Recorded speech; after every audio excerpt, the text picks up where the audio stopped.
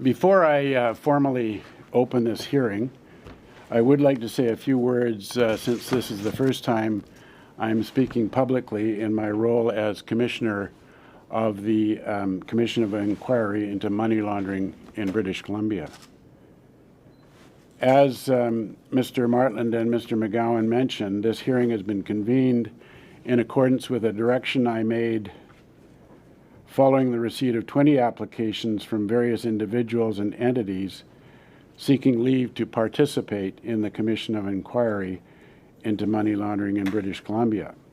On September 24th of 2019, I granted participant status to 16 of the applicants with a direction that the remaining 4 applicants, Messrs. Alderson, Damaris, Lightbody, and Pinnock, attend an oral hearing of the inquiry to enable a further review and determination of their individual circumstances in light of the relevant considerations governing these applications. In the meantime, the British Columbia Real Estate Association sought an extension of time to apply for participant status. I granted that extension of time, and in light of their application, I granted their application for participant status on October 15th of 2019. My reasons for doing so are posted on the Commission's website. As you've heard, and as it transpired, Mr. Alderson, after discussions with Senior Commission Counsel, has elected to withdraw his application for participant status, being satisfied that if he is called as a witness, he will be able to contribute to the work of the Commission to the extent that he wishes. Before considering the remaining 3 applications, it seems appropriate to provide a brief overview of the nature and the scope of our mandate and to say something about the Commission itself, which will help to give some context to the remaining applications.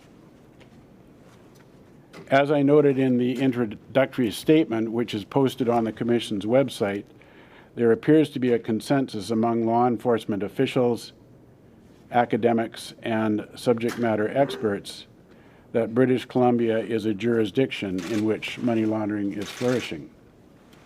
The mandate of the Commission, which was established by the provincial government, is very broad.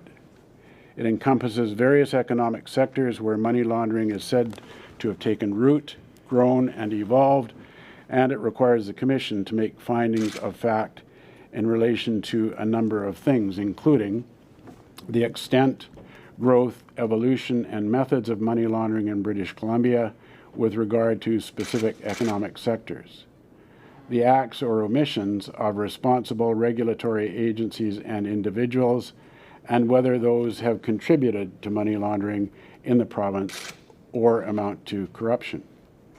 The scope and effectiveness of the anti-money laundering powers, duties, and functions of these regulatory agencies and individuals, and the barriers to effective law enforcement in relation to money laundering. In addition, the Commission has a responsibility to make recommendations to address the conditions that have enabled money laundering to grow and evolve in the province. In recent years, there has been extensive media investigation and coverage of money laundering. There have also been studies and reports prepared by academics and other experts that shed light on the prevalence of money laundering in the province and its noticeable effects. As a result, the public has become aware of and concerned about this problem. One recent poll reported that approximately 90% of British Columbians are concerned about money laundering.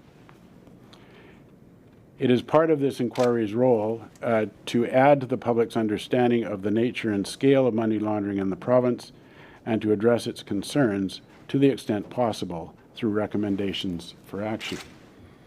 There's also an incidental benefit from simply bringing additional concentrated attention to the crime of money laundering. The more awareness there is of its presence and of the profound social harms it springs from and propagates, the less complacency there can be for facilitating or tolerating it.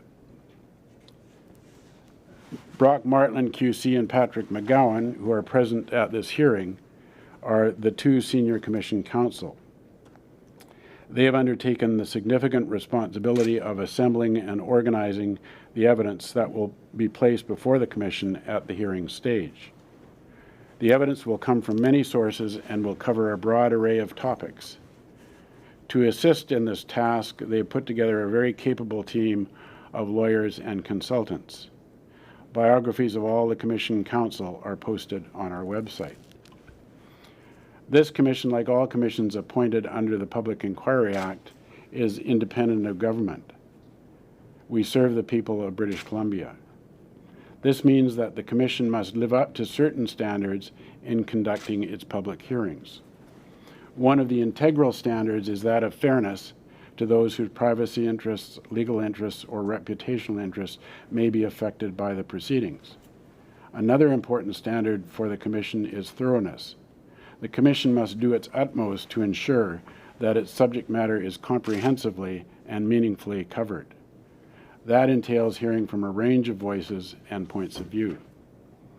One of the mechanisms of ensuring fairness and thoroughness is permitting certain parties to act as participants in the proceedings, if their interests may be affected by the findings of the commission, if their participation would further the conduct of the inquiry, and or if their participation would contribute to the fairness of the inquiry.